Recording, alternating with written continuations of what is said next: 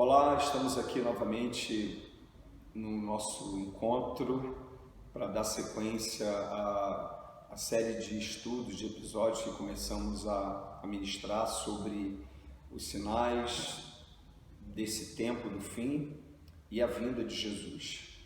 Nós estamos fazendo uma relação com o momento que o mundo está vivendo de pandemia e nós já reiteramos aqui, repetimos algumas vezes que muito embora esses acontecimentos são situações, são fatos que vêm marcando a vida da humanidade ao longo dos séculos, mas sempre que acontece um tipo de circunstância assim, de acontecimento assim que mexe com todas as nações, as pessoas se voltam para o aspecto religioso, muitos se voltam para o próprio Evangelho, para a própria Bíblia e começam a dizer, que Jesus disse que essas coisas iriam acontecer. Será que é o fim do mundo ou é o fim dos tempos?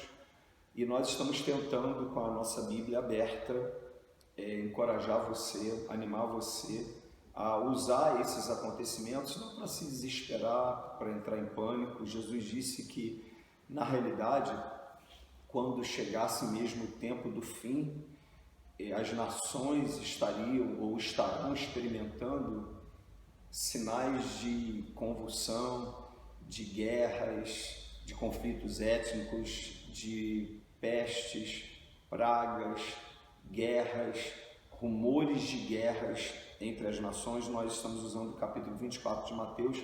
Eu quero convidar você para, com a sua Bíblia aberta, fazermos uma recapitulação e fazemos a leitura novamente desse texto, que é o texto que nos remete a outros textos da Bíblia, para que a gente tenha uma compreensão e aprendendo esse tema, nós possamos fortalecer a nossa fé, renovar a nossa esperança e enchermos o nosso coração de ousadia, de autoridade da parte de Deus, para dizer às pessoas a verdade pura do Evangelho, sem temor, sem pânico. Então vamos fazer novamente essa leitura.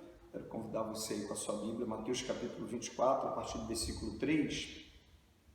No Monte das Oliveiras achava-se Jesus assentado quando se aproximaram dele os discípulos, em particular, e lhe pediram: dize-nos quando sucederão estas coisas e que sinal haverá da tua vinda e da consumação do século.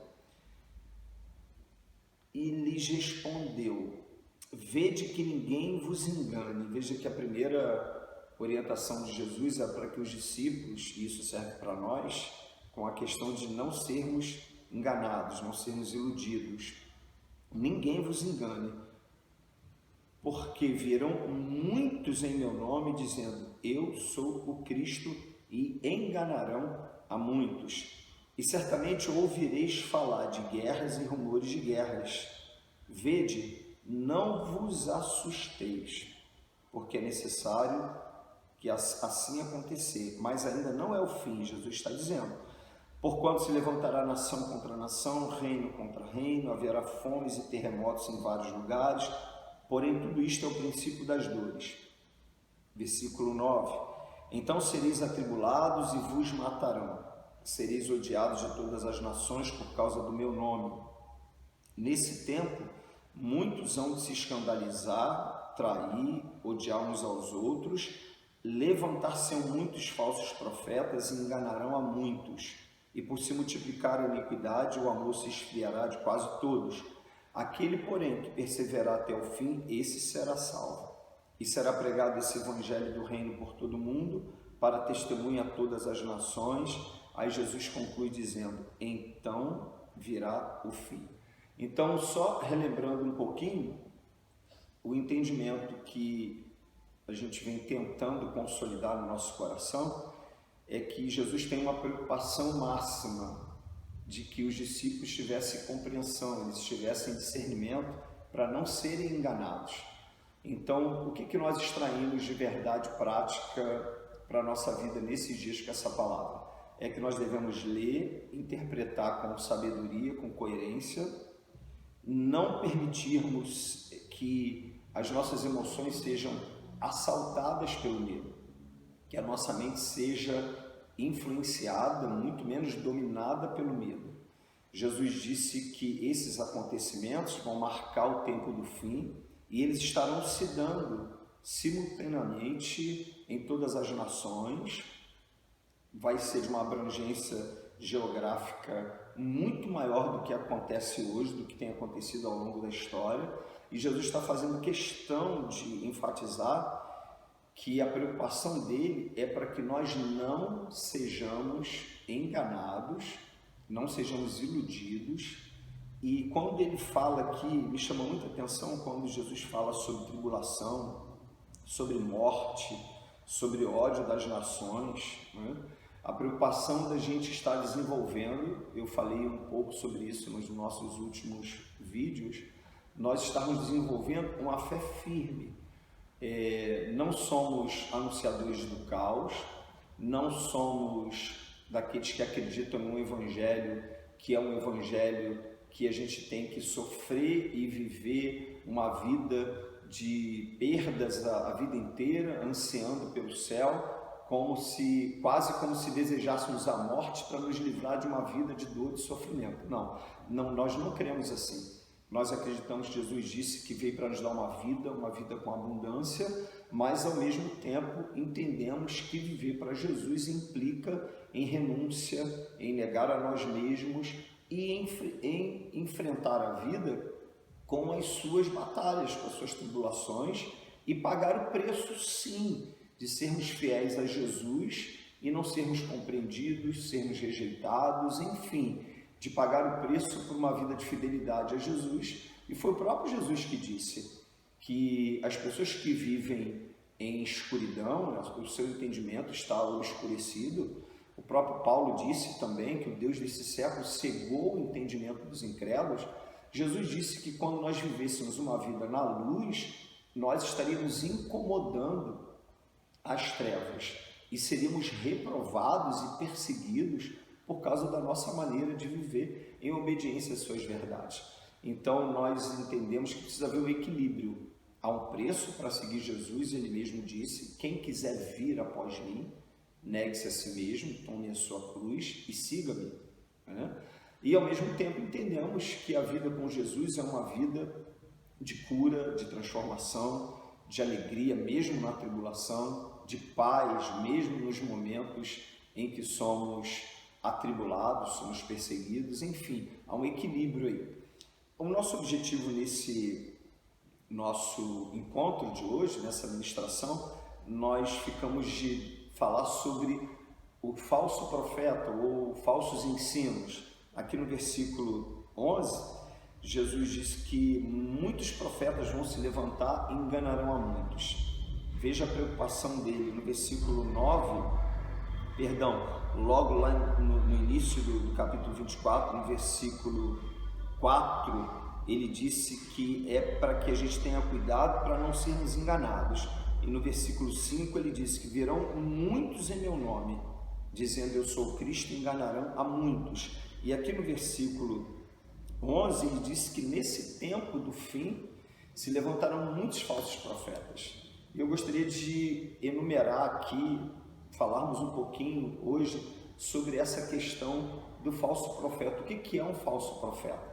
Quais são as características ou as marcas de alguém que se levanta como um falso profeta? Se Jesus estava preocupado em dizer e nos advertir que se levantarão muitos falsos profetas e eles enganarão a muita gente, então a gente precisa ter atenção, a gente precisa ter cuidado.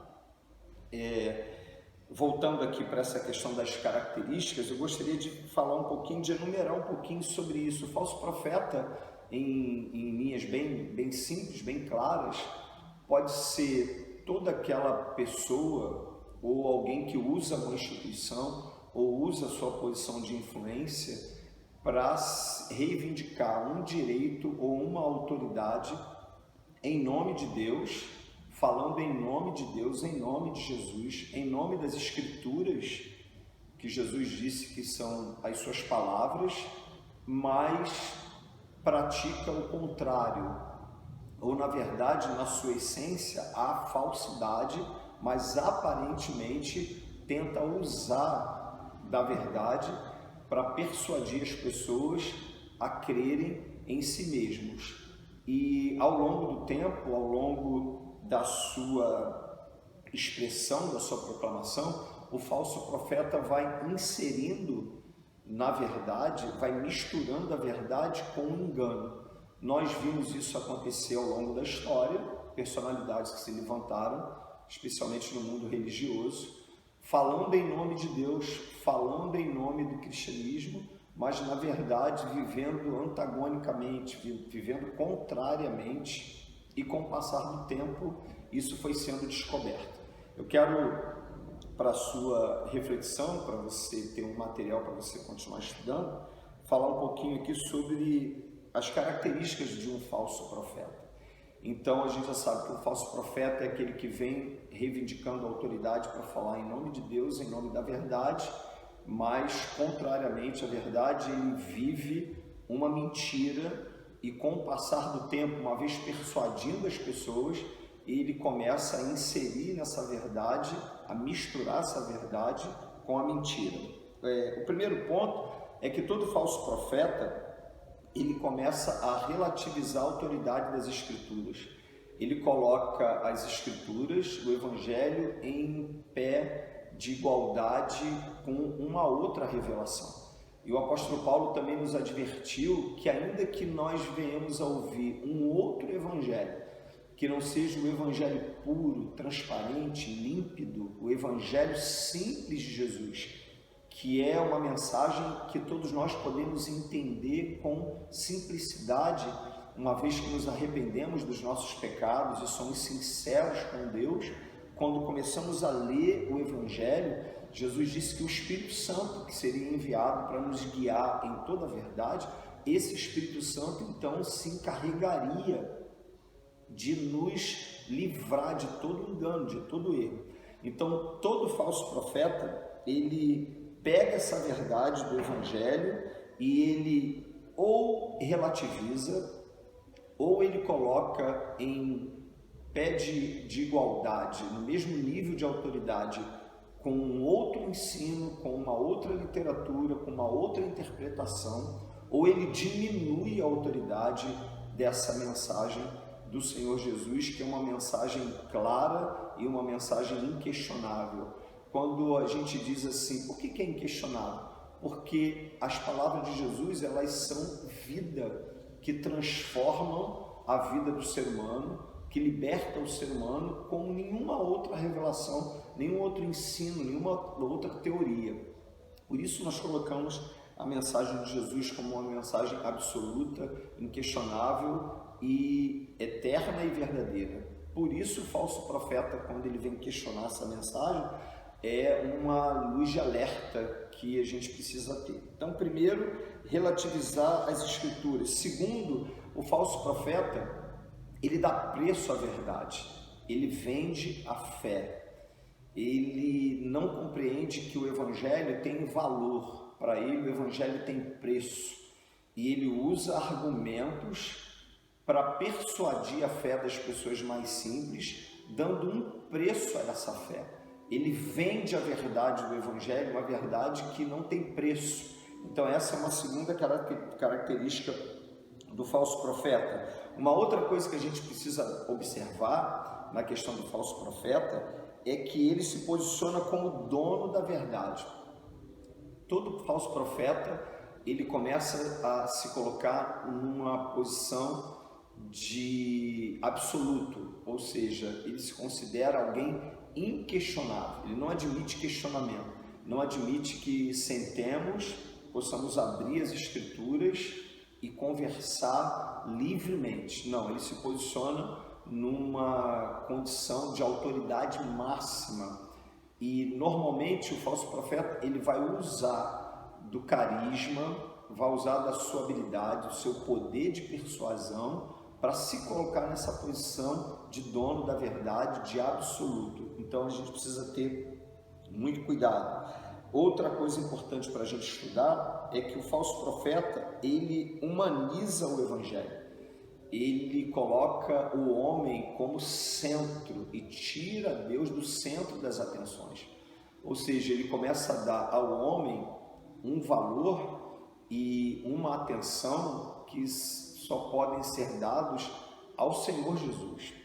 Então, as características do falso profeta é que ele coloca o homem no centro e ele tira Deus, ele tira o Senhor Jesus, ele tira as Escrituras da sua posição de absoluta autoridade e começa a colocar o homem. Então ele humaniza o Evangelho, e isso é algo que a gente precisa estar atento também. O falso profeta também ele inventa doutrinas para manipular as pessoas menos experientes.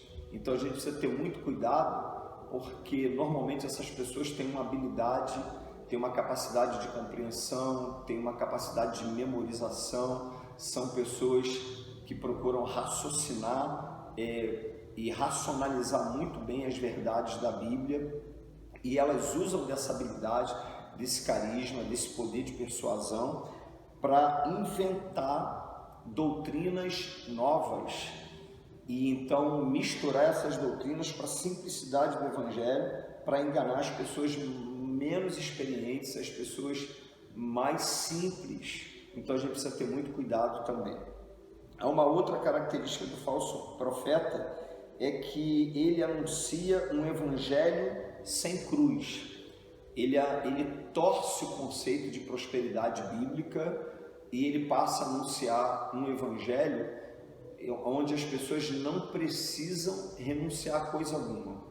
Há uma mistura com a doutrina da hipergraça, não é? Você já deve ter ouvido falar sobre isso, um evangelho apenas de confissão positiva e um evangelho de uma liberdade que não é a liberdade que Jesus e o apóstolo Paulo tanto nos ensinaram no evangelho e nas suas cartas. É o contrário, o apóstolo Paulo disse que nós não devemos usar da liberdade que nos foi dada para nos submeter novamente a uma vida de rebeldia, de carnalidade, uma vida contrária ao que Jesus nos ensinou. Então preste atenção também nisso. Jesus disse que no tempo do fim se levantarão muitos falsos profetas com uma habilidade sobrenatural para enganar muita gente. Jesus disse, eles enganarão a muitos. Então nós precisamos estar atentos nesses dias, porque esse espírito de engano, esse espírito que inspira os falsos profetas, esse espírito já está liberado, ele já está agindo, não é de hoje, sendo que naquilo que Jesus está mostrando aqui agora, nesse contexto que Jesus está mostrando, no tempo do fim, eles se levantarão em grande quantidade e enganarão a muitos. Então, pare para pensar nisso, continue estudando a sua Bíblia, tente discernir o que está acontecendo nesses dias. No nosso próximo encontro, nós vamos concluir essa ministração sobre características dos falsos profetas, como nós podemos discernir isso, e vamos falar um pouquinho sobre os ensinos dos falsos profetas, o que já está acontecendo nos dias de hoje e até mesmo no meio religioso, na Igreja de Jesus Cristo, o ataque que nós estamos experimentando com as falsas doutrinas, com os falsos ensinos, e como nós podemos estar atentos para discernir isso e não sermos enganados. Então que Deus te abençoe, Deus abençoe sua casa, Deus abençoe sua família. Ache um tempo de qualidade para abrir a sua Bíblia diariamente, permita que o Espírito Santo te ensine a viver esse Evangelho de Jesus e com certeza a sua vida será muito abençoada e você será alguém que poderá ser usado pelo Senhor Jesus para transmitir essa verdade que liberta e que transforma e salva. Deus te abençoe.